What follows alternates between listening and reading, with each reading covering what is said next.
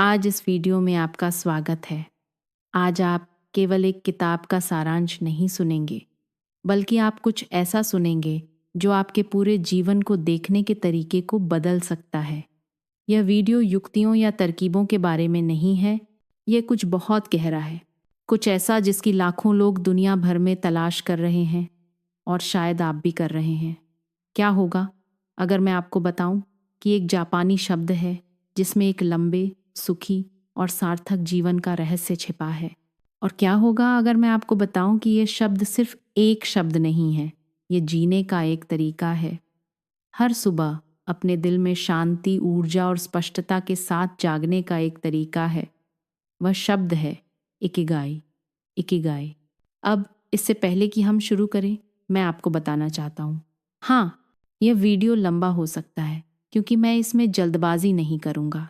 मैं सब कुछ इस तरह से समझाऊंगा कि भले ही आप इसे पहली बार सुन रहे हो और भले ही आपकी हिंदी बहुत बुनियादी हो, आप इसे गहराई से, कदम दर कदम, धीरे धीरे, स्पष्ट रूप से, शक्तिशाली रूप से समझेंगे।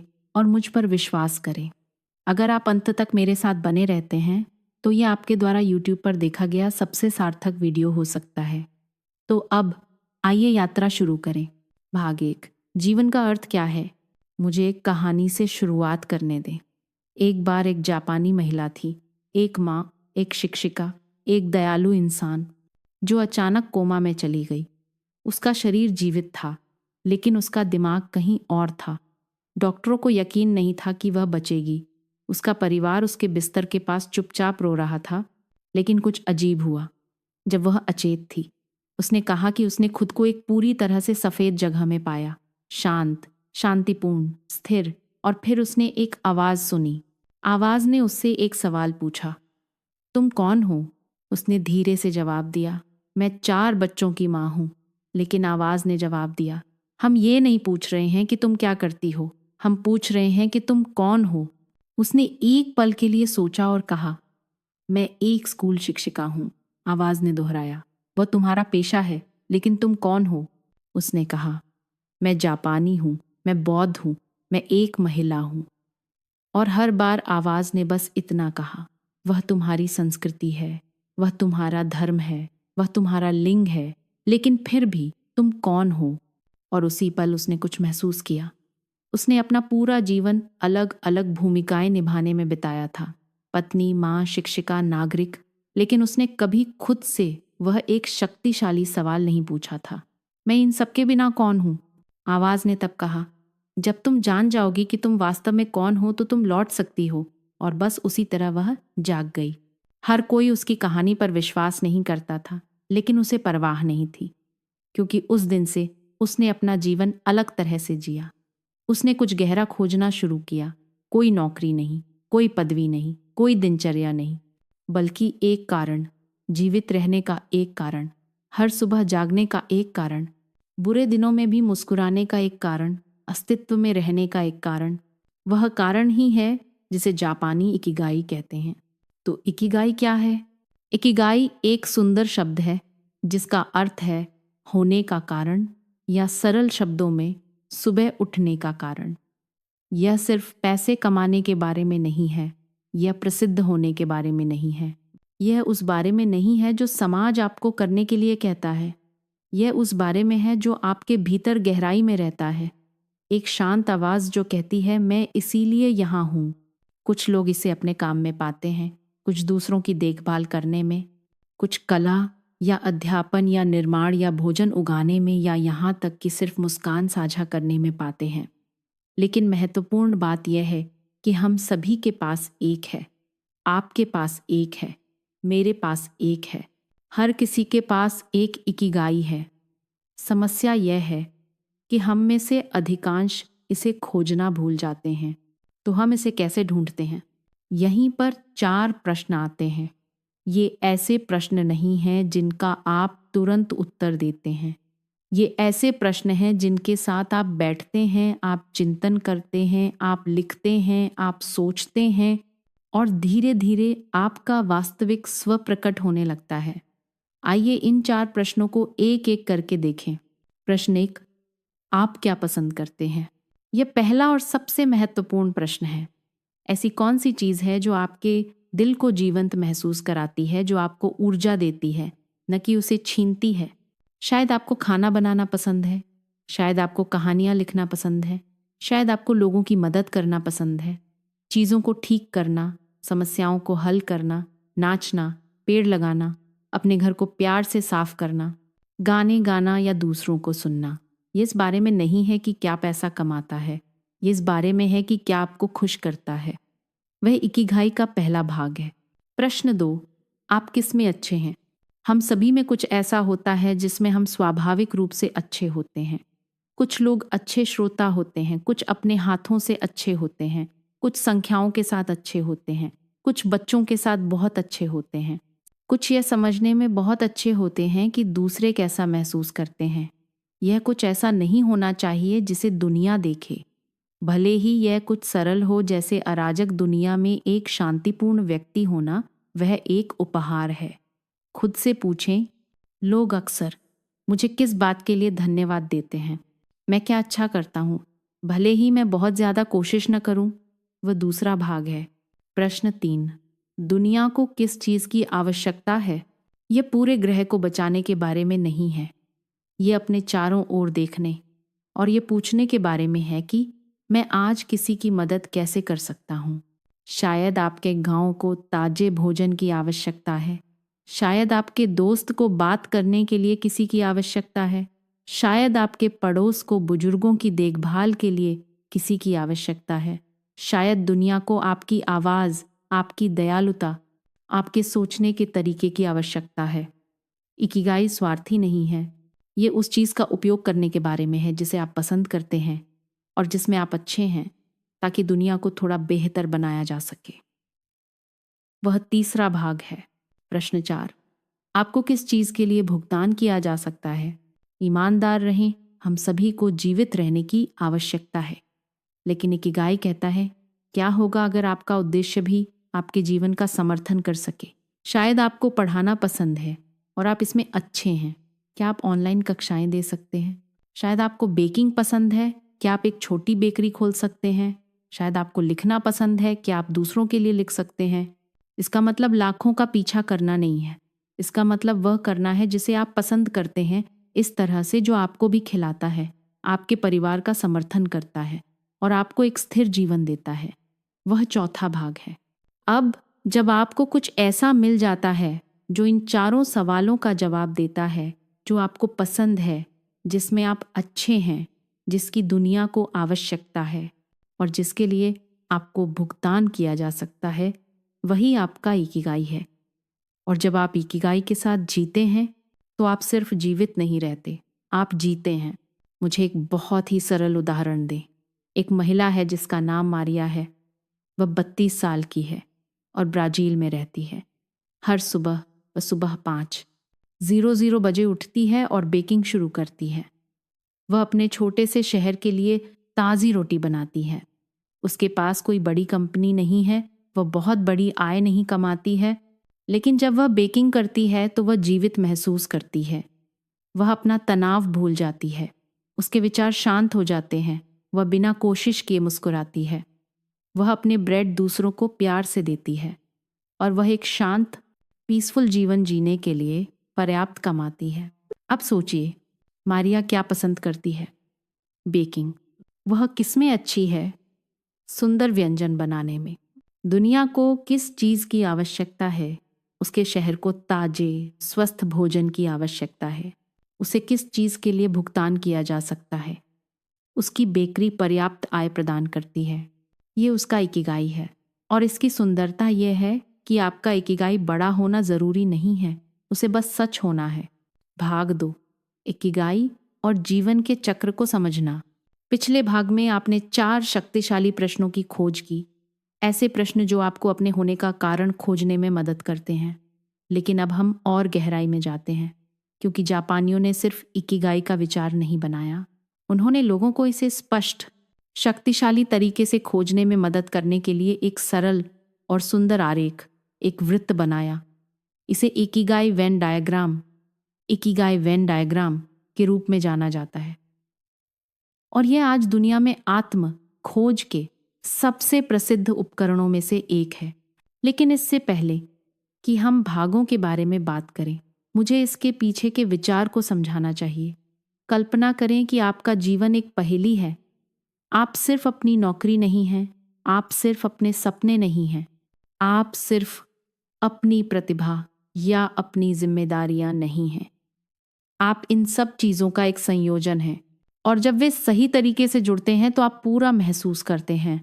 आप शांति महसूस करते हैं, आप उद्देश्य महसूस करते हैं, आपको खुशी महसूस होती है, जो खुशी से भी गहरी है। यही वह है जिसे यह वृत्त आपको खोजने में मदद करता है। अब मुझे चारों भागों को फिर से समझाएं, लेकिन इस बार अधिक समझ के साथ, अधिक गहराई से। 1. आपको क्या पसंद है? आपका जुनून, पैशन। यह कुछ ऐसा है जो आपको ऊर्जा से भर देता है। जब आप इसे करते हैं तो आप समय का ट्रैक खो देते हैं। आप जीवित, रचनात्मक, मुक्त महसूस करते हैं। जब आप इसे करते हैं तो आपको प्रेरणा की आवश्यकता नहीं होती है, क्योंकि आप इसे प्यार से करते हैं। लेकिन जुनून अकेला पर्याप्त नहीं है।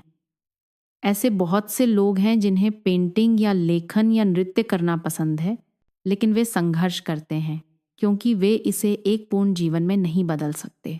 तो जुनून पहेली का सिर्फ एक टुकड़ा है। 2. आप किस में अच्छे हैं? आपका पेशा, प्रोफेशन। अब कल्पना कीजिए कि आप किसी चीज़ में वास्तव में कुशल हैं।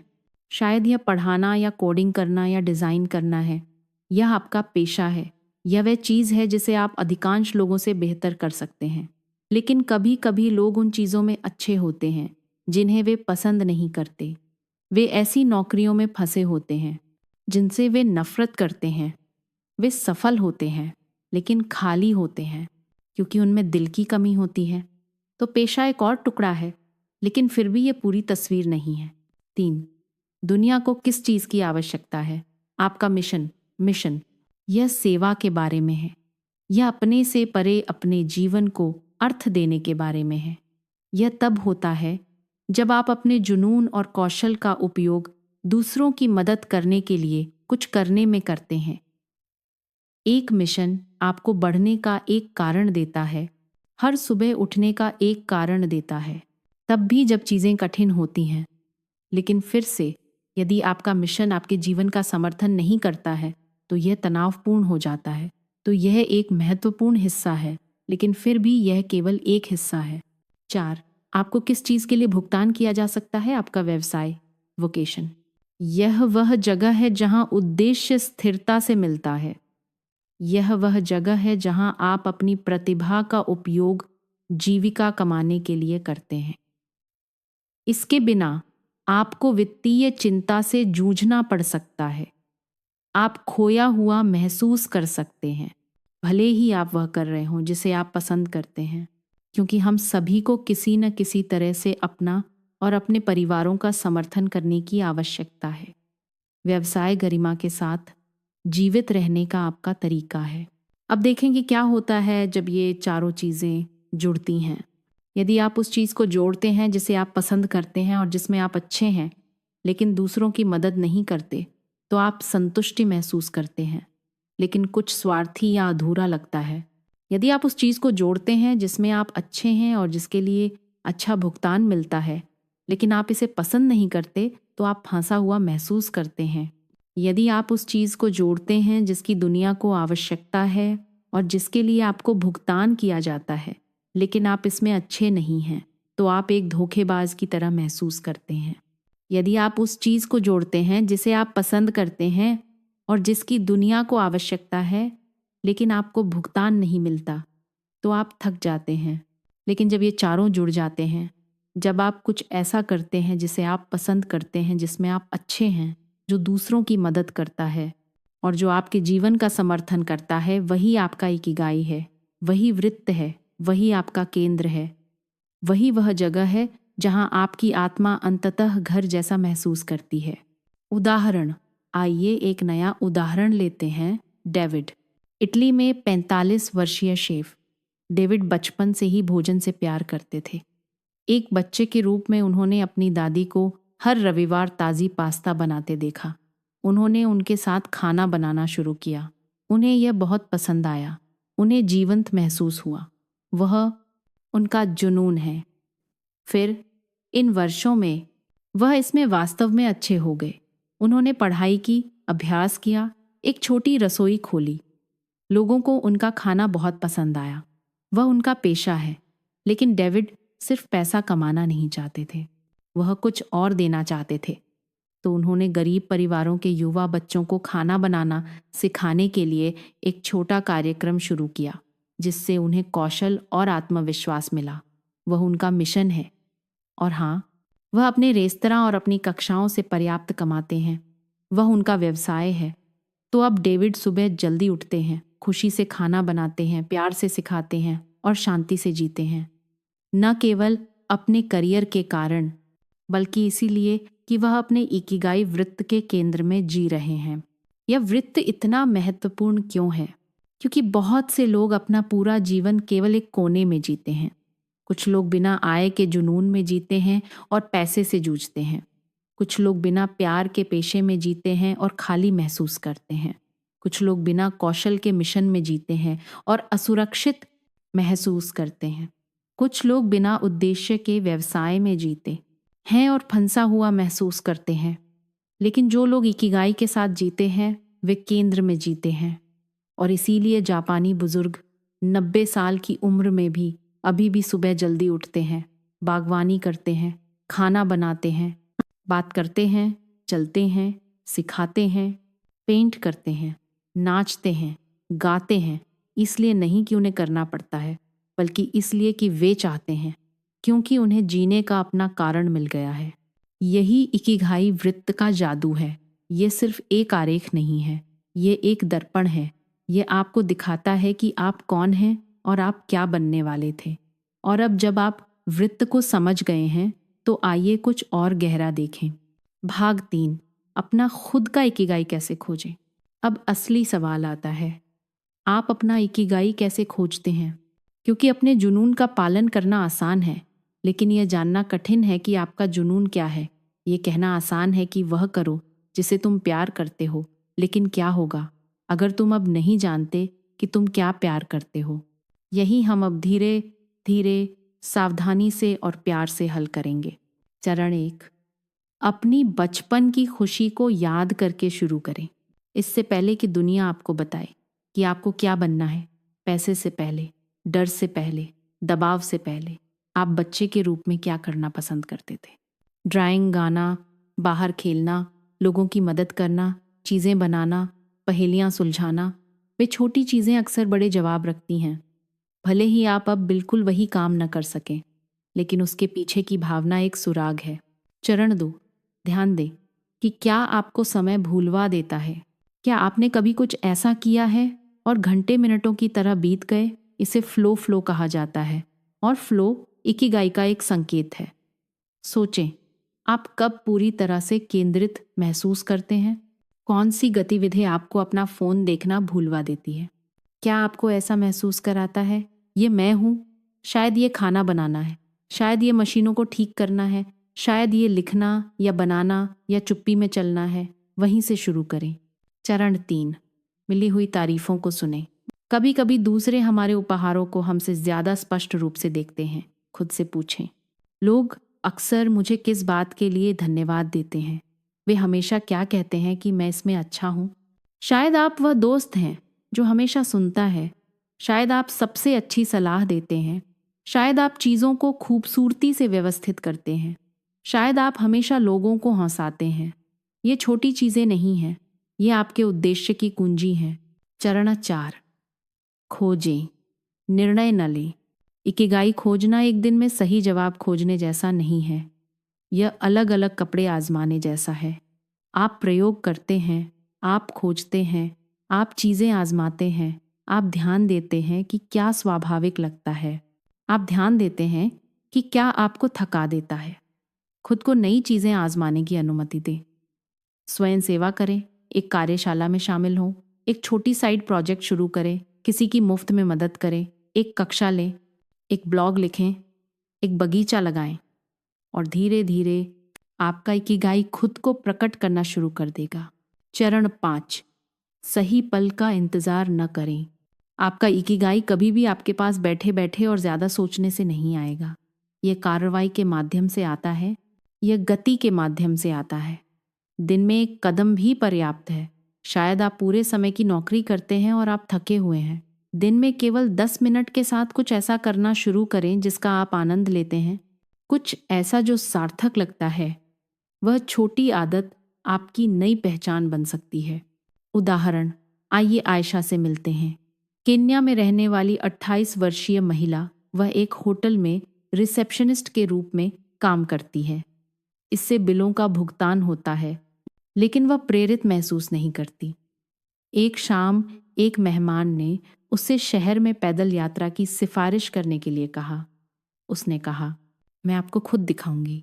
उसने मेहमान को शहर में घुमाया, कहानियां सुनाई, कला दिखाई, भोजन स्टॉलों को साझा किया, और जब वे लौटे तो मेहमान ने कहा, आपको इसे आजीविका के लिए करना चाहिए, आप इसमें अद्भुत हैं।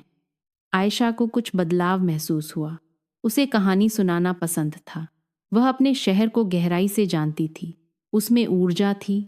लोगों को उसके संस्कृति समझाने का तरीका बहुत पसंद आया। अब हर सप्ताहांत वह पैदल यात्राएं आयोजित करती है। वह अतिरिक्त पैसा कमाती है, नए लोगों से मिलती है और अंततः फिर से जीवित महसूस करती है। वह उसका इकिगाई है, और यह सिर्फ एक सैर से शुरू हुआ। अपना इकिगाई खोजना कोई बड़ा शोरगुल वाला पल नहीं है। यह कोई बिजली गिरना नहीं है। यह एक शांत खोज है। यह तब होता है जब आप कहते हैं, यह वही है जो मुझे करना था, और आप इसे न केवल अपने मन में बल्कि अपने दिल में भी महसूस करते हैं।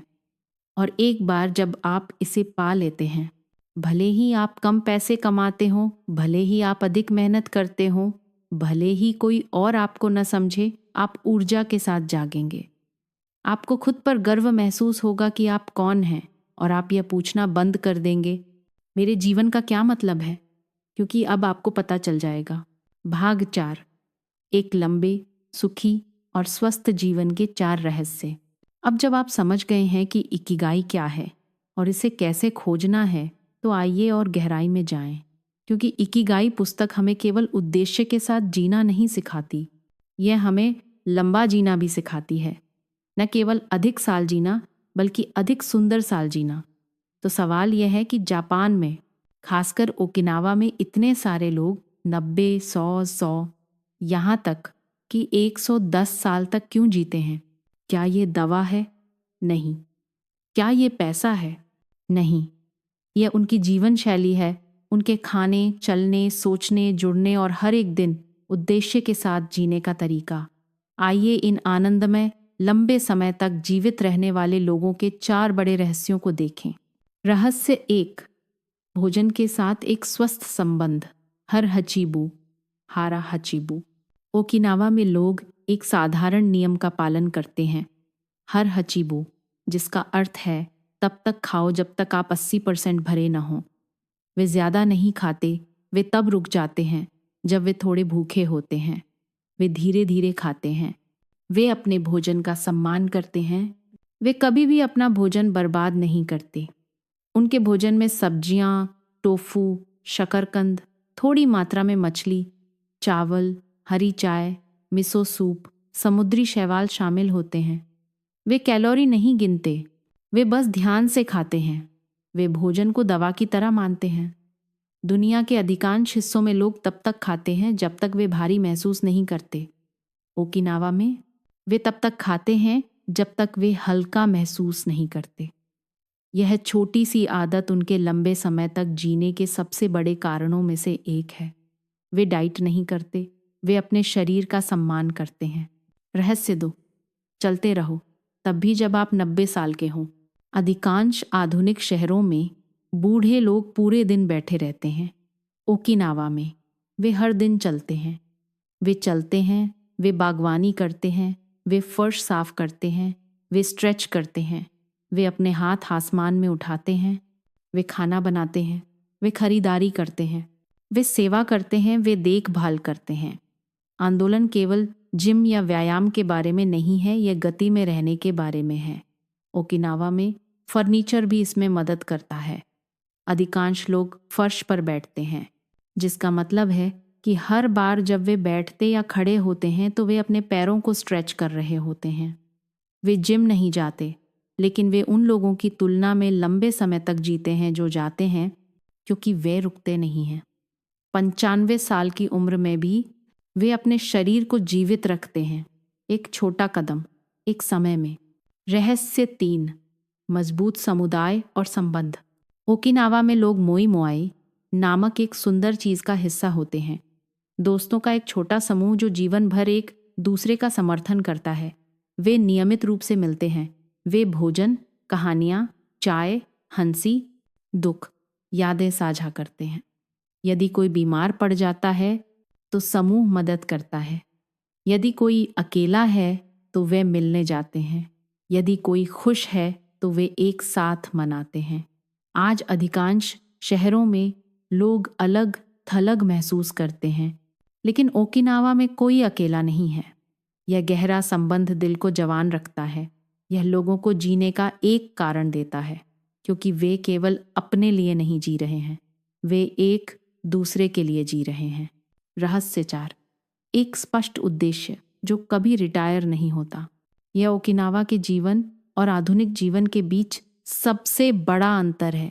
अधिकांश देशों में लोग अपना पूरा जीवन कड़ी मेहनत करते हैं, सिर्फ रिटायर होने और आराम करने के लिए। लेकिन ओकिनावा में लोग कभी भी उद्देश्य से रिटायर नहीं होते। हाँ, वे पूर्णकालिक नौकरी छोड़ सकते हैं, लेकिन वे इकिगाई के साथ जीना बंद नहीं करते। एक 102 वर्षीय व्यक्ति अभी भी संगीत बजा सकता है। एक 97 वर्षीय महिला अभी भी अपने बगीचे की देखभाल कर सकती है। एक 79 वर्षीय मछुआरा अभी भी कुछ घंटों के लिए समुद्र में जा सकता है। क्यों? क्योंकि जब आपके दिल में उद्देश्य होता है तो आपका शरीर चलता रहता है। वे सप्ताहांत का इंतजार नहीं करते, वे छुट्टी का इंतजार नहीं करते, वे स्वतंत्र होने का इंतजार नहीं करते। वे पहले से ही मुक्त हैं, क्योंकि वे हर दिन वही कर रहे हैं जो उन्हें पसंद है। उदाहरण, श्री कामाडा हर दिन सुबह 6:00 बजे उठते हैं।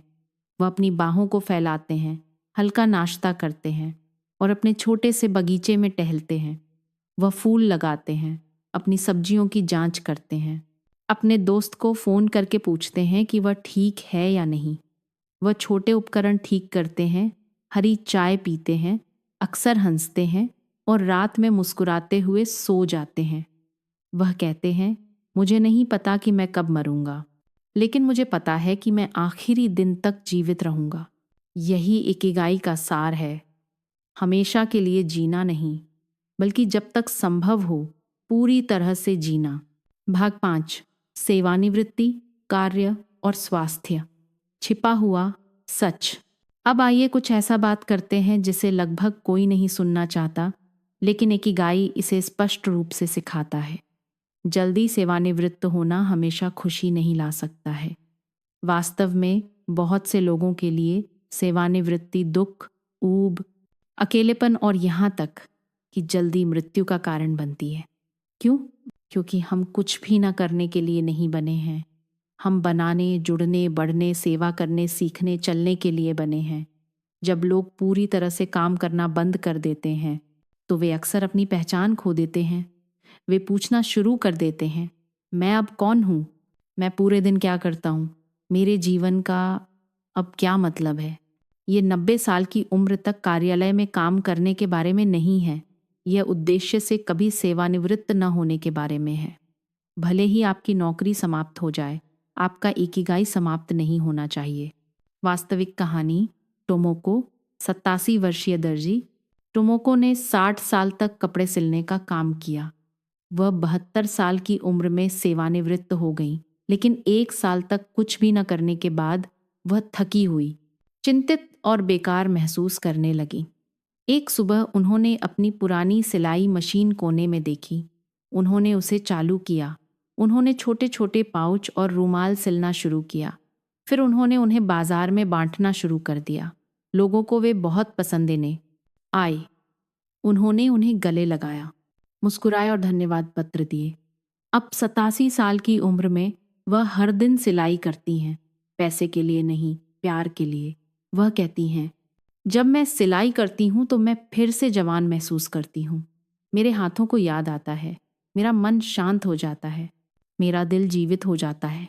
टोमोको अपनी नौकरी पर नहीं लौटी, वह अपने इकिगाई पर लौटी। काम दुश्मन नहीं है, अर्थहीन काम है। आपको 40 साल तक नफरत करने वाली नौकरी करने के लिए नहीं बनाया गया है, और फिर हमेशा के लिए सोफे पर बैठे रहने के लिए भी नहीं। आपको कुछ सार्थक खोजने और उसे किसी भी तरह से करने के लिए बनाया गया है। जब तक आप कर सकते हैं, भले ही दिन में 10 मिनट के लिए, भले ही एक छोटा सा दयालु कार्य, भले ही एक छोटी सी रचना, यही है कि आप कैसे जीवित रहते हैं, यही है कि आप कैसे ठीक होते हैं, यही है कि आप कैसे बढ़ते हैं। भाग 6, दैनिक कार्य में एकाग्रता और प्रवाह की शक्ति। अब आइए कुछ सुंदर बात करते हैं जो इकिगाई पुस्तक सिखाती है, कुछ ऐसा जो आपके रोजमर्रा के जीवन को बदल सकता है। इसे प्रवाह, फ्लो कहा जाता है। प्रवाह पूर्ण एकाग्रता की स्थिति है। यह तब होता है जब आप कुछ कर रहे होते हैं और आप समय, भूख, तनाव भूल जाते हैं। आप पूरी तरह से उपस्थित होते हैं, पूरी तरह से जीवित होते हैं, पूरी तरह से आप स्वयं होते हैं। प्रवाह बड़े लक्ष्यों के बारे में नहीं है, यह पूर्ण ध्यान के बारे में है। आप कब प्रवाह महसूस करते हैं?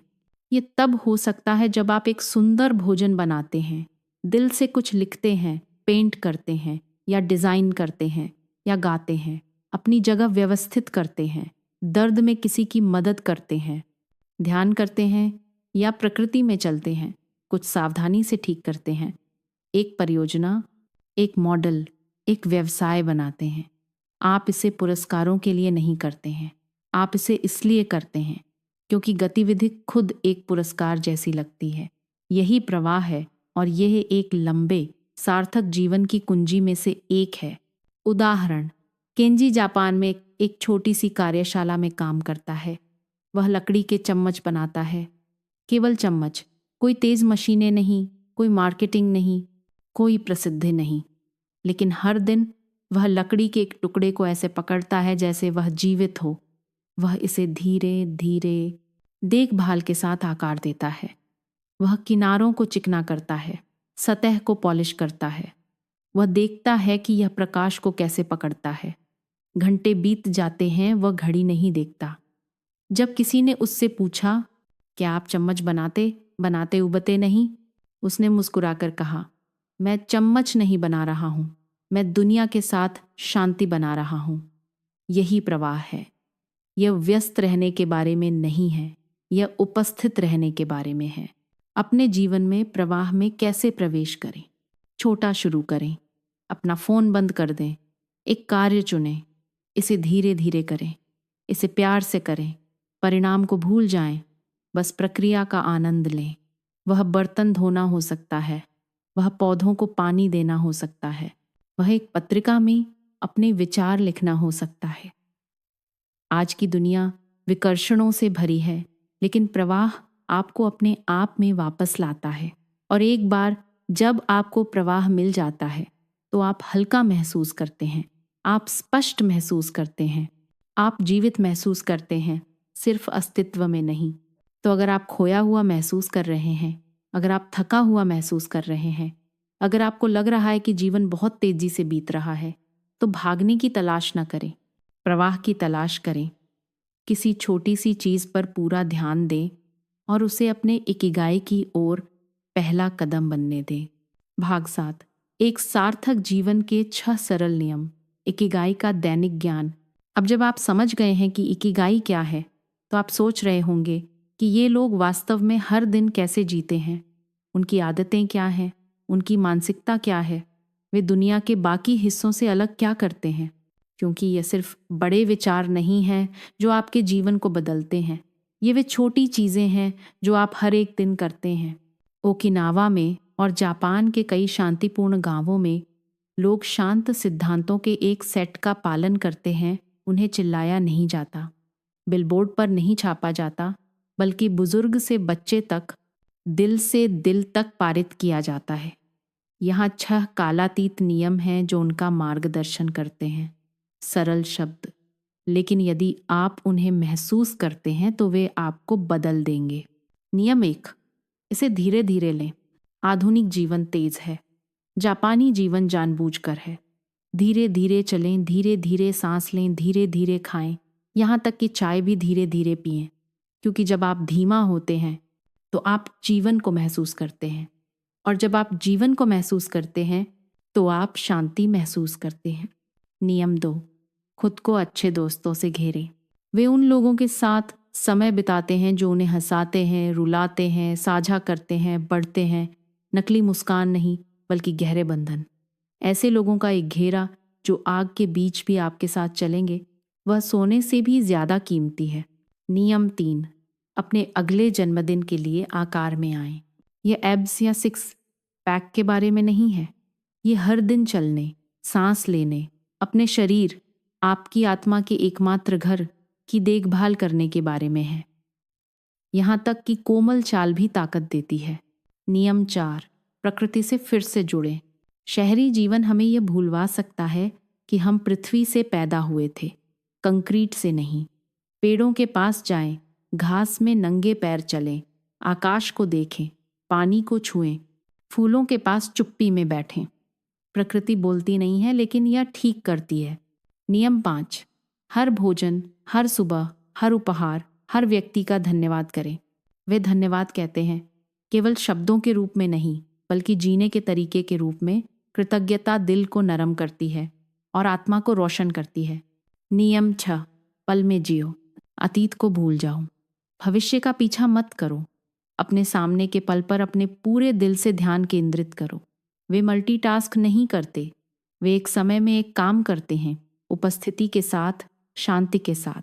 और अंत में सबसे महत्वपूर्ण, कुछ ऐसा करें जिसे आप पसंद करते हैं, जिसमें आप अच्छे हैं, जो दूसरों की मदद करता है, जो आपके जीवन का समर्थन करता है। और इसे केवल एक सपने के रूप में नहीं, बल्कि अपनी दैनिक वास्तविकता के रूप में करें। भाग 8, ओकिनावा के बुजुर्गों से जीवन के सबक। अब आइए उन लोगों के दिलों में उतरते हैं जिन्होंने वास्तव में 90, 100, यहाँ तक कि 110 साल तक इकिगाई के साथ जीवन जिया है। इकिगाई पुस्तक में लेखकों ने ओकिनावा के ओगिमी गांव का दौरा किया, वह जगह जिसे दीर्घायु के गांव के रूप में जाना जाता है। वहां उन्होंने दर्जनों बुजुर्गों से बात की जो अभी भी स्वस्थ, खुश और उद्देश्य के साथ जी रहे थे। और इन बुजुर्गों ने जो साझा किया वह विज्ञान नहीं था, वह आत्मा थी। मुझे आपको उनके कुछ सबसे सुंदर सबक देता हूँ। बुजुर्ग 1, बहुत ज़्यादा चिंता न करें, यह एक 102 वर्षीय महिला ने कहा था। वह हंसी और बोली, जीवन हमें समस्याएं देता है, लेकिन चिंता एक दूसरी समस्या है जिसे हम खुद बनाते हैं। उसका मतलब समस्याओं को अनदेखा करना नहीं था, बल्कि उनका बिना किसी डर के सामना करना था। उसने कहा, जब आप चिंता नहीं करते तो आप स्पष्ट रूप से सोच सकते हैं। जब आप स्पष्ट रूप से सोचते हैं तो आपको समाधान मिलते हैं, और जब आपको समाधान मिलते हैं तो समस्या गायब हो जाती है। बुजुर्ग 2, हमेशा कुछ न कुछ करते रहें। एक 99 वर्षीय मछुआरे ने कहा, मैं अब पहले की तरह मछली नहीं पकड़ सकता, लेकिन मैं अभी भी समुद्र में जाता हूँ, मैं अभी भी हवा महसूस करता हूँ, मैं अभी भी अपने जाल ठीक करता हूँ।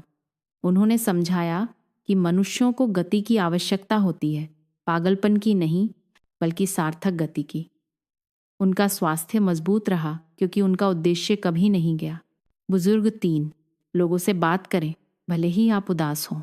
कई बुजुर्गों ने यह साझा किया। उन्होंने पड़ोसियों, दुकानदारों, दोस्तों से बात की, भले ही कुछ मिनटों के लिए, भले ही यह कुछ भी महत्वपूर्ण न हो। एक महिला ने कहा, बात करना सांस लेने जैसा है। यदि आप ऐसा नहीं करते हैं तो आपकी आत्मा भारी हो जाती है। बुजुर्ग 4, सीखते रहें। एक 91 वर्षीय व्यक्ति एक नया संगीत वाद्ययंत्र बजाना सीख रहा था। उसने कहा, जब आप सीखना बंद कर देते हैं तो आपका दिमाग मरने लगता है। मुझे मौत से डर नहीं लगता, मुझे ऊब से डर लगता है। यह सबक शक्तिशाली है। उम्र लोगों को नहीं मारती, खालीपन मारता है। बुजुर्ग 5, कुछ ऐसा करें जिससे आपको उपयोगी महसूस हो। उन्हें प्रसिद्धि या बड़ी सफलता की परवाह नहीं है, उन्हें ज़रूरत होने की परवाह है। एक दोस्त की मदद करना, भोजन बनाना, एक कहानी सुनाना, एक पौधे की देखभाल करना, एक गाना गाना। एक ने कहा, जब तक मैं दुनिया को कुछ दे सकता हूँ मैं जीवित हूँ। ये प्रेरक उद्धरण नहीं है, ये वास्तविक आवाज़ें हैं, वास्तविक जीवन है, वास्तविक लोग हैं जिन्होंने इकिगाई की शांत खुशी को किताबों में नहीं बल्कि अपने हर दिन के जीने के तरीके में पाया है। और अगर वे ऐसा कर सकते हैं तो हम भी कर सकते हैं। भाग 9, दीर्घायु और आनंद के जापानी रहस्य। आइए अब और भी गहराई में जाते हैं, क्योंकि इन सभी आदतों के पीछे, इन सभी मुस्कानों के पीछे गहरे सांस्कृतिक मूल्य हैं जो जापानी जीवन शैली को आकार देते हैं। ऐसे मूल्य जिन्हें दुनिया के अधिकांश हिस्सों ने भुला दिया है। आइए अब उन्हें देखें और समझें कि वे संतुलन, सुंदरता और शांत शक्ति का जीवन कैसे बनाते हैं। रहस्य 1, सादगी, सिंप्लिसिटी। जापानी घर छोटे होते हैं, उनके कपड़े हल्के होते हैं, उनके भोजन सरल होते हैं। उनका मानना है कि कम चीज़ें इक्वल्स अधिक शांति, कम शोर इक्वल्स अधिक स्पष्टता, कम दबाव इक्वल्स अधिक स्वतंत्रता। अधिक अधिक अधिक से भरी दुनिया में वे पर्याप्त चुनते हैं। रहस्य 2, स्वच्छता, क्लेanलीनेस। स्वच्छ स्थान इक्वल स्वच्छ हृदय। उनका मानना है कि आपका परिवेश आपके मन को दर्शाता है। वे हर सुबह अपने घरों को साफ करते हैं, वे अपने बगीचों की देखभाल करते हैं, वे पुरानी, टूटी हुई या अनावश्यक चीज़ों को हटा देते हैं। ये न केवल उनके घरों में बल्कि उनके दिमाग में भी जगह बनाता है। रहस्य 3, अनुष्ठान और सम्मान, रिचुअल एंड रिस्पेक्ट। वे साधारण पलों को पवित्र अनुष्ठानों में बदल देते हैं। चाय पीना, किसी का अभिवादन करना, भोजन तैयार करना। वे सम्मान से झुकते हैं, वे नम्रता से बोलते हैं, वे बुजुर्गों के साथ गहरे सम्मान के साथ व्यवहार करते हैं। जीवन तब अधिक सार्थक हो जाता है जब उसे मन लगाकर जिया जाता है। रहस्य 4, वाबी साबी, सुंदरता और अपूर्णता। वाबी साबी, ब्यूटी इन इम्परफेक्शन। वे पूर्णता का पीछा नहीं करते, वे अपूर्णता को गले लगाते हैं। एक कटोरे में दरारें, त्वचा पर झुर्रियाँ, पतझड़ के पत्तों का फीका रंग। उनका मानना है कि जो टूट गया है वह बदसूरत नहीं है, वह कहानियों से भरा है। यह जीवन को कम तनावपूर्ण और अधिक क्षमाशील बनाता है। रहस्य 5, प्रकृति के साथ सामंजस्य, हार्मनी विद नेचर। प्रकृति घूमने की जगह नहीं है, यह उनकी पहचान का हिस्सा है। वे पेड़ों के नीचे चलते हैं, वे पक्षियों को सुनते हैं, वे अपने हाथों से भोजन उगाते हैं, वे मौसमों का जश्न मनाते हैं, जबकि दुनिया का बहुत सारा हिस्सा प्रकृति को नियंत्रित करने की कोशिश करता है। वे उसके साथ सामंजस्य में रहना चुनते हैं। भाग 10, हंसी, खुशी और जीवन की हल्कापन, आत्मा की चिकित्सा। अब आइए कुछ ऐसा बात करते हैं जिसे बहुत से लोग भूल जाते हैं जब वे लंबे जीवन के बारे में सोचते हैं। हम अक्सर आहार, आंदोलन, अनुशासन, उद्देश्य पर ध्यान केंद्रित करते हैं, लेकिन खुशी के बारे में क्या? हंसी के बारे में क्या? ओगिमी गांव में, लंबे जीवन के गांव में आपको जल्दी ही कुछ देखने को मिलेगा। बुजुर्ग बहुत हंसते हैं, वे एक दूसरे से मजाक करते हैं, वे चिढ़ाते हैं, वे खेलते हैं, वे जन्मदिन मनाते हैं, गाने गाते हैं, रंगीन कपड़े पहनते हैं। वे हर चीज़ को बहुत गंभीरता से नहीं लेते, क्योंकि वे कुछ ऐसा समझते हैं जिसे आधुनिक दुनिया भूल जाती है। हंसी सिर्फ खुशी नहीं है, हंसी दवा है। क्यों हंसी जीवन को लंबा करती है? आधुनिक विज्ञान ने अब पुष्टि की है कि जापानी बुजुर्ग हमेशा से जानते थे, हंसी प्रतिरक्षा प्रणाली को बढ़ावा देती है, तनाव हार्मोन को कम करती है, रक्त प्रवाह में सुधार करती है, दर्द को कम करती है, भावनात्मक घावों को ठीक करती है और सबसे बढ़कर लोगों को एक साथ लाती है। अपने दिल को ठीक करने के लिए आपको अस्पताल जाने की आवश्यकता नहीं है। कभी कभी आपको बस एक अच्छा मजाक, एक अजीब नृत्य, एक दोस्त के साथ एक मज़ेदार स्मृति की आवश्यकता होती है। अपने जीवन में अधिक हंसी कैसे जोड़ें? खुद को बहुत गंभीरता से न लें, अपनी गलतियों पर हंसें। आप इंसान हैं, यह सुंदर है। हल्के फुल्के लोगों के साथ समय बिताएं। उन लोगों के आसपास रहें जो आपकी ऊर्जा बढ़ाते हैं, न कि वे जो आपको नीचे लाते हैं। हर दिन कुछ ऐसा देखें जिससे आपको हंसी आए, भले ही 10 मिनट के लिए। कॉमेडी दवा है। चंचल रहें, नाचें, ड्रॉ करें, मजाक करें, अजीब बने, जीवित रहें। अपने परिवार के साथ हंसें, भले ही वे आपको परेशान करें। एक साथ मुस्कुराने का एक पल खोजें। कभी कभी लोग पूछते हैं, जब जीवन कठिन हो तो मैं कैसे हंस सकता हूँ? ओकिनावा के बुजुर्ग कहते हैं, इसीलिए हम हंसते हैं क्योंकि जीवन कठिन है। तो खुशी को अपने इकिगाई का हिस्सा बनने दें। सफलता के बाद नहीं, शांति के बाद नहीं, बल्कि शांति के मार्ग के रूप में खुशी को अपनी चिकित्सा बनने दें। भाग 11, जीवन के सबसे बड़े सबक, एक अंतिम चिंतन। अब हम अंत के करीब पहुंच गए हैं, लेकिन ये एक वीडियो का अंत नहीं है। ये जीने के एक नए तरीके की शुरुआत है। आइए अब इस पूरी यात्रा के सबसे महत्वपूर्ण, अविस्मरणीय सबक एक साथ लाते हैं।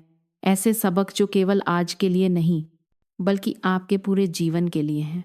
1, आप पीड़ित होने के लिए पैदा नहीं हुए थे, आप जीने के लिए पैदा हुए थे। आप यहाँ केवल बिलों का भुगतान करने के लिए नहीं हैं, यहाँ केवल आज्ञा मानने के लिए नहीं हैं, यहाँ केवल थके हुए होने के लिए नहीं हैं। आप खुशी महसूस करने, प्यार करने, बनाने, बढ़ने, योगदान करने और आकाश को देखकर मुस्कुराने के लिए पैदा हुए थे। 2, जीवन इस बारे में नहीं है कि आप क्या करते हैं, ये इस बारे में है कि आप इसे क्यों करते हैं। प्यार से किया गया एक साधारण काम तनाव से किए गए एक बड़े काम से ज्यादा सुंदर है। देखभाल से पकाया गया एक साधारण भोजन, ध्यान से सींचा गया एक साधारण पौधा, उपस्थिति के साथ गले लगाया गया एक साधारण बच्चा, वही जीवन है, वही इकिगाई है। 3, आप कभी भी बहुत बूढ़े नहीं होते हैं और ये कभी भी बहुत देर नहीं होती है। आप फिर से शुरू कर सकते हैं। आप आज शुरू कर सकते हैं, भले ही आप खोया हुआ महसूस करें, भले ही आप 60 साल के हों, भले ही आपको लगता हो कि यह खत्म हो गया है। इकिगाई उम्र की परवाह नहीं करता है। इकिगाई केवल पूछता है, आप इस पल के साथ क्या करेंगे। 4, उद्देश्य बड़ा होना जरूरी नहीं है, उसे सच्चा होना चाहिए। आपको दुनिया को बदलने की जरूरत नहीं है। आपको बस कुछ ऐसा करना है जो ईमानदार, सरल और सार्थक लगे। भले ही आपकी वजह से केवल एक व्यक्ति मुस्कुराए, आपके जीवन का अर्थ है। 5, आपके पास पहले से ही वह सब कुछ है जिसकी आपको आवश्यकता है। आपको और डिग्री की आवश्यकता नहीं है, और अनुयायियों की आवश्यकता नहीं है, और कपड़ों की आवश्यकता नहीं है, और प्रसिद्धि की आवश्यकता नहीं है। आपको बस समय चाहिए, आपको ध्यान चाहिए, आपको साहस चाहिए, और आपको प्यार चाहिए, और आपके पास वह पहले से ही आपके अंदर है। उदाहरण, एक बार एक युवा व्यक्ति था जिसने अपने दादा को पछतावे के साथ मरते देखा। उसके दादा ने अपना पूरा जीवन कड़ी मेहनत की, पैसे बचाए, संपत्ति खरीदी, नियमों का पालन किया, लेकिन मरने से पहले उन्होंने कुछ ऐसा कहा जिसे युवा व्यक्ति कभी नहीं भूल सका। मैंने अपने पूरे जीवन में जीने का इंतजार किया और मेरे पास समय खत्म हो गया। उस युवा व्यक्ति ने एक वादा किया, वह इंतजार नहीं करेगा। उसने लिखना शुरू किया, उसने प्रकृति में चलना शुरू किया, उसने संगीत बजाना सीखना शुरू किया, उसने और मुस्कुराना शुरू किया। उसने कम कमाया, लेकिन उसने अधिक महसूस किया, उसने अधिक मदद की, उसने अधिक जीवन जिया। और 20 साल बाद भी उसे वह पल याद है, दुख के साथ नहीं, बल्कि कृतज्ञता के साथ, क्योंकि इसने उसे बहुत देर होने से पहले जीने की ताकत दी। भाग 12, आप इकिगाई के साथ पैदा हुए थे, इसके बिना मत मरो। यह इस यात्रा का अंतिम भाग है, लेकिन शायद यह आपके नए जीवन का पहला अध्याय है। एक कारण है कि इस पुस्तक ने दुनिया भर में लाखों लोगों तक पहुंच बनाई है, क्योंकि इकिगाई एक प्रवृत्ति नहीं है, यह एक सच्चाई है।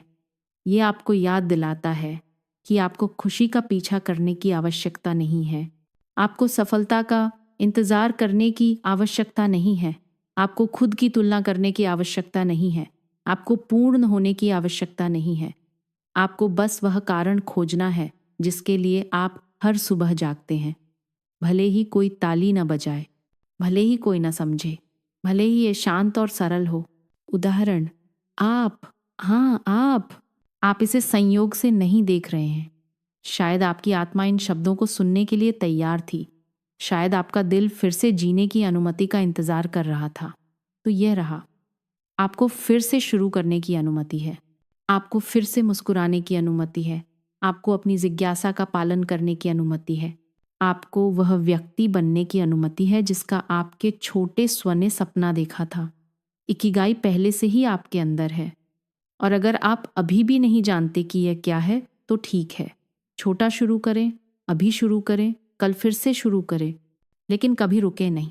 जब जापान के ओगिमी में लोगों से पूछा गया, एक लंबे और सुखी जीवन का आपका रहस्य क्या है, उन्होंने यह नहीं कहा कि अमीर बनो, उन्होंने यह नहीं कहा कि कड़ी मेहनत करो, उन्होंने यह नहीं कहा कि पुरस्कार जीतो। उन्होंने कहा जिज्ञासु रहो, दयालु रहो, जुड़े रहो और हर दिन कुछ करने के लिए जागो। यही इकिगाई है। और मुझे उम्मीद है कि इस वीडियो ने आपको यही दिया है, केवल एक पुस्तक का सारांश नहीं बल्कि खुद तक पहुंचने का एक द्वार। आप टूटे हुए नहीं हैं, आप बस शुरुआत करने का इंतज़ार कर रहे हैं। तो गहरी सांस लें और शुरू करें। तो हमने इस यात्रा से क्या सीखा?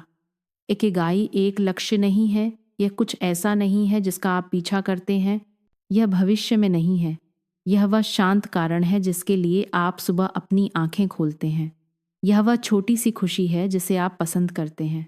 यह जानने की शांति है कि आपकी ज़रूरत है। यह शोर के बजाय अर्थ के साथ जागने की शक्ति है। आपको जापान जाने की ज़रूरत नहीं है, आपको पूर्ण होने की ज़रूरत नहीं है। आपको बस उपस्थित होना है और आप वास्तव में कौन हैं, उसके प्रति सच्चे रहना है।